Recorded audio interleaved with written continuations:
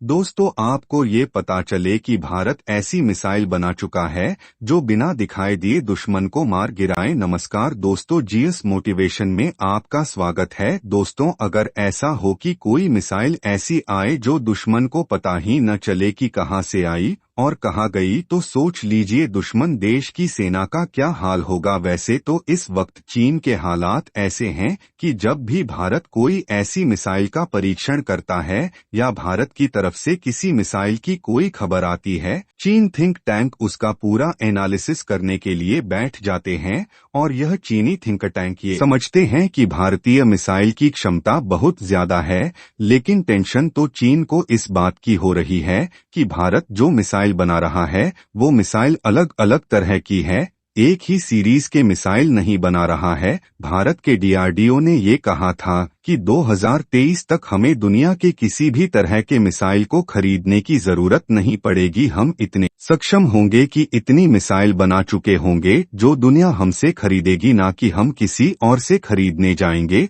और ये चीजें अब सच होती हुई दिखाई दे रही है और इसका असर हमें देखने को भी मिला। अब तक हम मिसाइल की एक बड़ी संख्या मंगवाते थे, हम इसराइल से, फ्रांस से, रूस से, लेकिन अब उसी मिसाइल को देखा जा रहा है, यहाँ तक कि उसके एडवांस वर्जन को भी देखा जा रहा है कि भारत में ही यह मिसाइल बन रही है। और दोस्तों, अब जो रिपोर्ट आ रही है वो रिपोर्ट ये बता रही है कि भारत एशिया का पहला देश है जो अपने सभी मिसाइलों के लाइट वर्जन, एडवांस वर्जन बनाकर उन्हें बहुत सारे वर्जनों में उतार रहा है। भारत का फोकस न सिर्फ एक मिसाइल बल्कि उसके कई तरह के प्रकार बनाने पर लगा हुआ है। अब भारत ऐसा क्यों कर रहा है? तो जाहिर सी बात है, भारत के पास अलग अलग तरह के फाइटर जेट है और मिसाइल जब तक अलग अलग तरह की नहीं होंगी तब तक अलग अलग फाइटर जेट से मिसाइल को कैसे फायर किया जा सकेगा। अब भारत के सिंगल इंजन वाले जेट हो या फिर डबल इंजन वाले जेट हो, जब युद्ध के समय जैसी जरूरत होगी भारत वैसे मिसाइल का इस्तेमाल अपने फाइटर जेट के हिसाब से कर लेगा। और भारत खासतौर पर अपने नए फाइटर जेट को देखकर ही इन मिसाइलों को बना रहा है, जिसमें से तेजस प्रमुख हैं। आने वाले समय में तेजस की संख्या बढ़ेगी और तेजस का इस्तेमाल बड़े तौर तरीके से भारतीय वायुसेना में होगा। ऐसे में मिसाइल जो तेजस में फिट आए उसके लिए भी भारत काम कर रहा है। और अब एक बहुत बड़ी खबर दे दी गई है भारत सरकार की तरफ से, और ये खबर बिल्कुल गेम चेंजिंग, पूरे खेल को बदलने वाली, क्योंकि बहुत ही बड़ी संख्या में भारत की एक मिसाइल जो कि बियॉन्ड विजुअल रेंज मिसाइल है, यानी कि फाइटर जेट के पायलट को दिखाई देने से पहले ही ये मार गिराएगी। जी हां दोस्तों, अस्त्र मिसाइल, उसके लिए अब बहुत बड़े पैमाने पर ऑर्डर दिए गए हैं। तकरीबन 2,971 करोड़ रुपए में भारतीय रक्षा मंत्रालय ने इसे अलॉट किया है भारतीय सेना को, ताकि अस्त्र मिसाइल को खरीदा जा सके। वैसे आपको बता दें, यह अस्त्र मिसाइल भारत की ही बनी हुई है। अब दोस्तों, जहां तक अस्त्र मिसाइल की बात है तो आप इस चीज को जान लीजिए, इसकी सबसे बड़ी खासियत ये है कि दुश्मन को पता ही नहीं चलेगा कि कहां से कैसे हमला हुआ और कैसे निशाने पर लग गया, क्योंकि जब अस्त्र मिसाइल का इस्तेमाल किया जाता है तो काफी दूर खड़ा फाइटर जेट जो दिख भी नहीं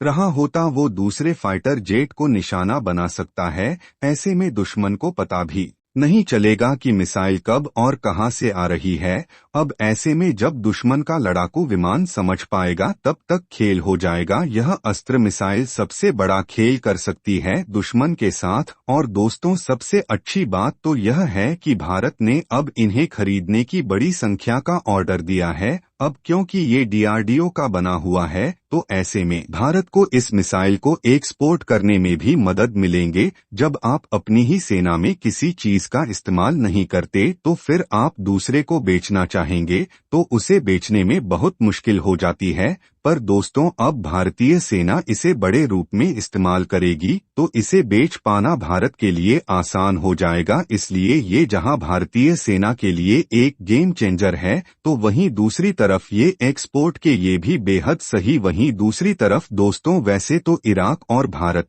के रिश्ते पहले काफी सही थे, लेकिन फिर इराक बन गया एक ऐसी जगह जहां खंडर और युद्ध के अभ्यास होने लगे। इराक अब धीरे धीरे पटरी पर जरूर नजर आ रहा है, लेकिन इसे पटरी पर आने में थोड़ा वक्त तो जरूर लगेगा। जैसे इराक पहले था उस तरीके का पन्ने में आने में इसे वक्त जरूर लगने वाला है। अब इराक की बात करें तो इराक का व्यापार ज्यादातर चीन के साथ, तुर्की के साथ या फिर इजिप्ट के साथ होता है। इस मार्केट में भारत का घुस पाना बिल्कुल भी आसान नहीं है। दरअसल स्थिति ऐसी है, यहाँ अभी मैन्युफैक्चरिंग या प्रोडक्शन को लेकर बहुत ज्यादा बढ़त हासिल नहीं हुई है। अब इसकी वजह से इराक को ज्यादातर चीजें खरीदनी पड़ती है। एक तो युद्धग्रस्त होने के कारण इराक उस तरीके से अपने आप को संभाल नहीं पा रहा है, तो ज्यादातर चीजें जो खरीदता है उसने चीन की भागीदारी होती है, तुर्की की होती है या फिर इजिप्ट की होती है।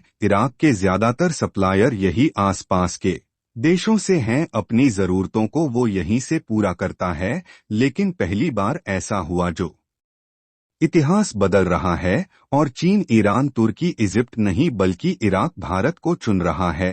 और न सिर्फ चुन रहा है बल्कि बिल्कुल जैसे बाढ़ आती है वैसे इंपोर्ट की बाढ़ आ चुकी है।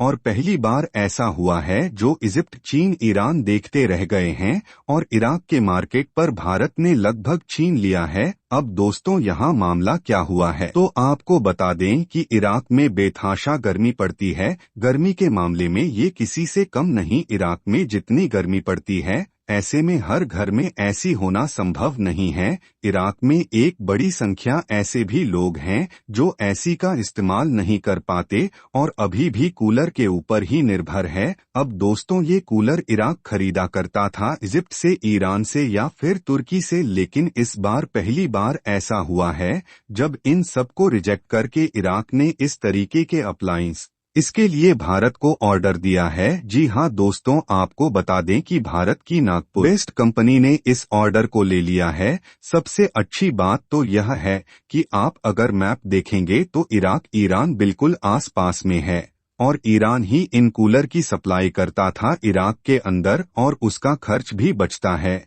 लेकिन इन सब के बावजूद इराक के सीधे सीधे ऑर्डर अब भारत को मिल रहे। भारत की किसी बड़ी कंपनी को नहीं बल्कि एक लोकल कंपनी को ऑर्डर देने उन्होंने शुरू कर दिए और यह महज शुरुआत है। इसके बाद यही उम्मीद जताई जा रही है कि इराक के कई और मॉडल भारत को आने वाले हैं और इराक के साथ भारत के रिश्ते और भी अच्छे ट्रेड के रूप में होने वाले हैं। वैसे दोस्तों, क्या आपको नहीं लगता कि भारत ने पिछले 5 से 6 सालों में बहुत ही तेजी से बहुत जगह अपने हाथ पैर डाल दिए हैं? दोस्तों, अगर आपको भी यही लगता है तो हमें कमेंट करके जरूर बताएं। और दोस्तों, अगर आपने अभी तक हमारे चैनल को सब्सक्राइब नहीं किया है तो चैनल को भी सब्सक्राइब करें। और ये वीडियो अगर आपको पसंद आई हो तो इस वीडियो को लाइक और शेयर जरूर कीजिएगा ताकि ऐसे वीडियो को बनाने का हमें प्रोत्साहन मिलता रहे। इसी के साथ दोस्तों, मैं मिलता हूँ आपसे ऐसे ही किसी अगले वीडियो में। तब तक के लिए बने रहें हमारे चैनल पर। जय हिंद।